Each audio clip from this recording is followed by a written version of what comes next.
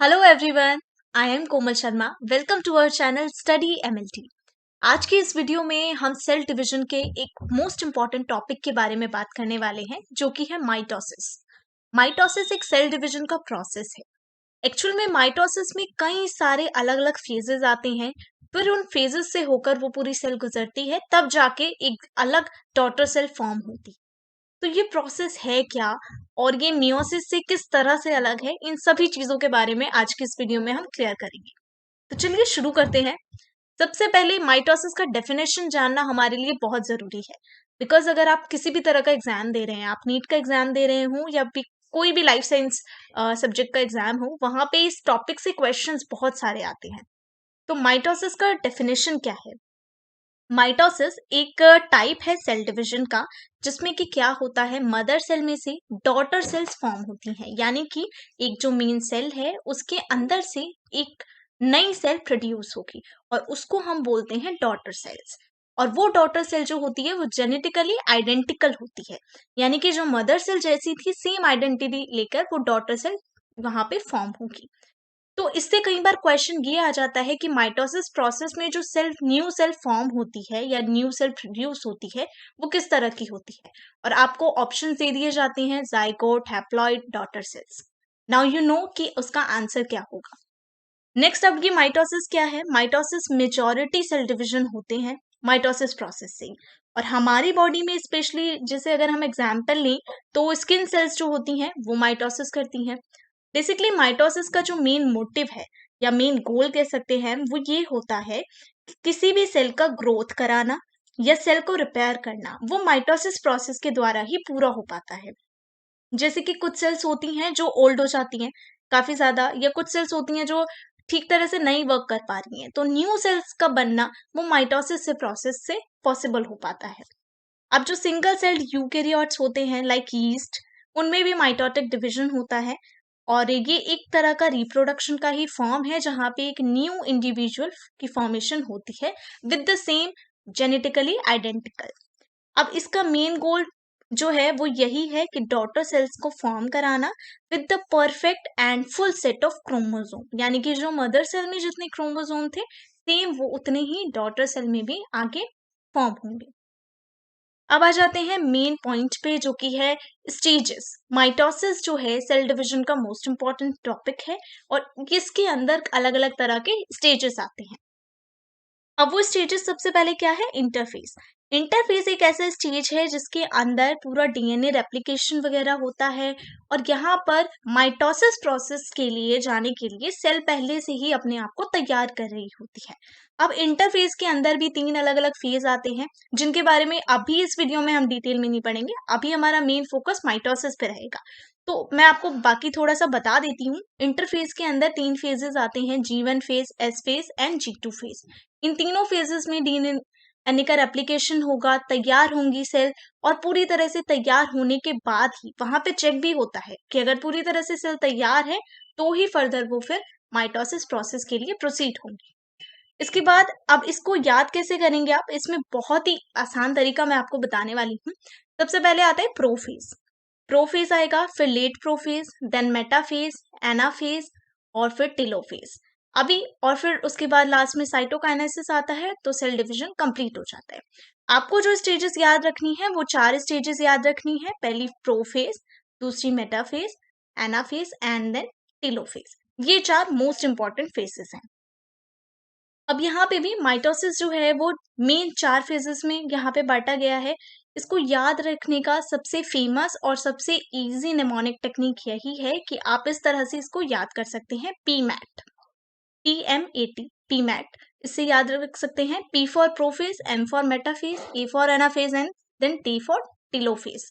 अब इस चारों फेजेस में जो होता है सेल डिवीजन के कुछ कुछ हिस्सों में यहाँ पे कुछ चेंजेस आते हैं, धीरे से फिर दूसरे स्टेज में जाएगा, फिर वो तीसरे स्टेज में जाएगा, देन फर्दर फिर वो डिवाइड होता है।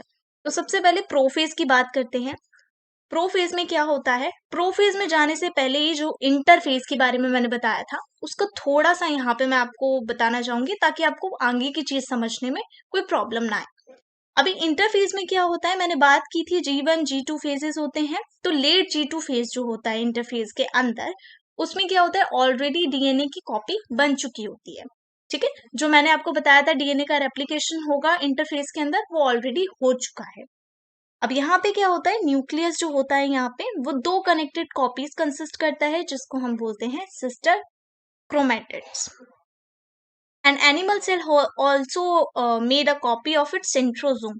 यहाँ पे आप पिक्चर देख सकते हैं, यहाँ पे क्या है, सेंट्रोजोम आ चुका है, यहाँ पे न्यूक्लियर मेम्ब्रेन है, डीएनए डुप्लीकेशन हो चुका है, यानी कि डीएनए की जो ऑलरेडी कॉपी बननी थी वो कंप्लीट हो चुकी है, और यहाँ पे न्यूक्लियोलस प्रेजेंट है, यानी कि इंटरफेस तक न्यूक्लियोलस प्रेजेंट होता है।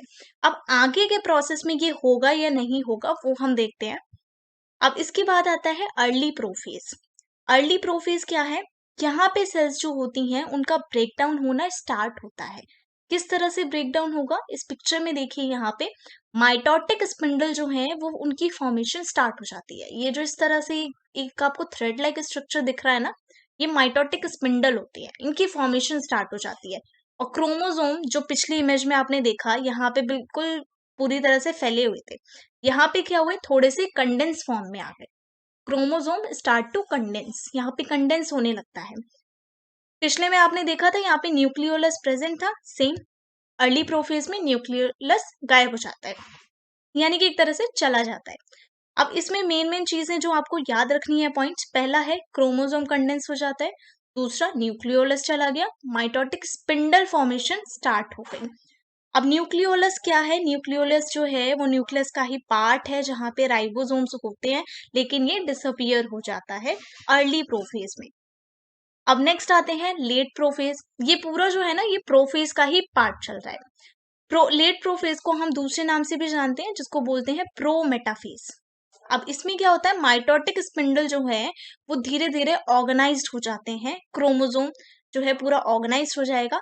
यहाँ पे ये कंडेंस फॉर्म में थे इससे पहले, और अब ये कंप्लीटली पैक्ड या फुली कंडेंस्ड फॉर्म में आ गए हैं, ऑर्गेनाइज हो गए हैं। अब न्यूक्लियर एनवलप जो होता है उसका ब्रेकडाउन हो जाता है और क्रोमोसोम रिलीज हो जाते हैं। पिछले में न्यूक्लियर एनवलप जो था वो कंप्लीटली पैक था, अब यहाँ पे न्यूक्लियर एनवलप का ब्रेकडाउन हो गया है और क्रोमोसोम जो है वो रिलीज हो चुके हैं। नेक्स्ट फेज, यहाँ पे एक और चीज मोस्ट इंपॉर्टेंट है जो देखना है आपको। यहाँ पे ये जो क्रोमोसोम दिखाया जा रहा है इसके बीच में कुछ पॉइंट है, इसको हम काइनेटोकोर्स बोलते हैं। अब काइनेटोकोर्स का क्या काम है, कहाँ पे ये प्रेजेंट होंगे, ये देखते हैं। इसके बाद प्रोफेज पढ़ लिया हमने, अब आता है मेटाफेज। मेटाफेज में आपको एक ही पॉइंट मेन है जो आपको याद रखना है, वो ये है कि मेटाफेज में क्रोमोसोम जो होते हैं वो लाइन पर आ जाते हैं, यानी कि एक तरह से बीच लाइन पे सारे कंडेंस्ड फॉर्म में यहाँ पर फॉर्म हो जाएंगे। यहाँ पे लिखा है spindle has captured all the chromosome and line them up at the middle of the cell. अब ये मिडल ऑफ द सेल में लाइंड अप हो गए, यानी कि ये डिवाइड करने के लिए रेडी हो चुके हैं। अब क्या होता है, एनाफेज में, मेटाफेज के बाद एना आएगा, है ना, पीमैट से। एनाफेज में जाने से पहले क्या होता है, यहाँ पे सेल जो है खुद को चेक करती है, ये वो इंश्योर करते हैं कि क्रोमोसोम जो है मेटाफेज प्लेट पर प्रॉपर आया या नहीं, काइनेटोकोर्स जो है वो करेक्टली अटैच्ड है या नहीं माइक्रोट्यूब्यूल के साथ। बिकॉज अगर वो अटैच्ड नहीं है तो आगे जाके उसका डिविजन में बहुत प्रॉब्लम्स आएगी। यहाँ पे कुछ अलग तरह से सेल्स होते हैं वो चेक करते हैं इन चीजों को, और इसी को बोलते हैं spindle check point. Spindle check point का काम ही होता है ये इंश्योर करना कि सिस्टर क्रोमैटिड जो हैं वो स्प्लिट हुई हैं या नहीं प्रॉपर तरीके से, और दो डॉटर सेल्स जो नेक्स्ट स्टेप में फॉर्म होंगी उनके लिए ये अभी तैयार है या नहीं। इसके बाद अगर ये तैयार है तो इसे फिर आगे भेजा जाता है एनाफेज के लिए। एनाफेज में अब ये होगा कि जो माइक्रोट्यूब्यूल्स होते हैं वो पुश अपार्ट हो जाते हैं, यानी कि दूर चले जाते हैं, यहाँ पे आपको दिख रहा होगा। और काइनेटोकोर्स जो होते हैं वो इनके बीच में जो प्रेजेंट था, kinetochore microtubules pull chromosome towards the poles. अब ये जैसे एक नॉर्थ पोल साउथ पोल होते हैं ना, ऐसे ही दोनों पोल की तरफ इनको अपनी तरफ ले जाने लगते हैं। यहाँ पे आपको दो चीजें याद रखनी है, यहाँ पे जो पीछे की तरफ ये आपको दिख रहा है, यहाँ पे मैं मार्क करके बता देती हूँ, इसको बोलते हैं एस्टर, एस्टर माइक्रोट्यूब्यूल। और ये जो आपको यहाँ पे माइक्रोट्यूब्यूल बिना क्रोमोसोम से अटैच दिख रही है ना, जो अटैच नहीं है, उनको बोला जाता है इंटरपोलर माइक्रोट्यूब्यूल। ठीक है, जो पीछे की तरफ है वो एस्टर है और जो अटैच नहीं है वो इंटरपोलर माइक्रोट्यूब्यूल्स हैं। सेम यहाँ पे भी लिखा है microtubule not attach to chromosome, elongated, elong होती हैं, पुश करती हैं पीछे की तरफ ताकि सेल बड़ा हो सके, लॉन्ग हो सके, और उसको दोनों अलग अलग पोल्स पे ले जाती हैं एनाफेज पोर्शन में। उसके बाद लास्ट आता है और मेन पार्ट आता है, वो है टेलोफेज। टेलोफेज में ये होता है कि क्रोमोसोम जो होती हैं डीकंडेंस होनी स्टार्ट हो जाती हैं, अलग अलग पोल के पास गई और उसके बाद ये डीकंडेंस होने लगी, कंडेंस जो थी उस फॉर्म से हटने लगी। धीरे धीरे यहाँ पे न्यूक्लियोलस का अपेयरेंस बढ़ जाता है, रीअपियर होने लगते हैं, न्यूक्लियर मेम्ब्रेन हल्की हल्की फॉर्म होने लगती है और स्पिंडल जो होते हैं वो यहाँ पे डिसअपियर हो जाते हैं।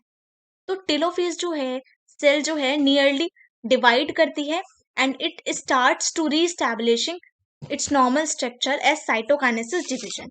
ये प्रॉपर प्रोसेस होने लगता है। अब इस प्रोसेस की मदद से ही फिर आगे आता है साइटोकाइनेसिस। साइटोकाइनेसिस टेलोफेज के बाद, बेसिकली साइटोकाइनेसिस जो प्रोसेस है वो मेटाफेज के बाद से ही धीरे धीरे स्टार्ट हो जाता है। वो इन्हीं के साथ चलता रहता है, एनाफेज और टेलोफेज के साथ।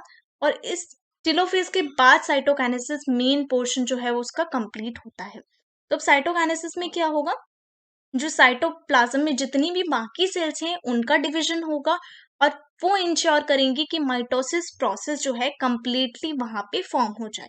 जब साइटोकाइनेसिस फिनिश हो जाता है तो वो कंप्लीटली दो न्यू सेल फॉर्म हो जाती हैं with the complete set of chromosome identical to those of the mother cell. यानी कि जो दो डॉटर सेल फॉर्म हुई वो सेम आइडेंटिटी लेकर फॉर्म हो गई साइटोकाइनेसिस प्रोसेस के एंड। आई होप इस पूरी वीडियो के दौरान आपको माइटोसिस प्रोसेस के जितने भी डाउट्स थे वो सारी चीजें क्लियर हो गई। अगर अभी भी कोई डाउट है तो आप मुझसे कमेंट सेक्शन में वहां पे पूछ सकते हैं।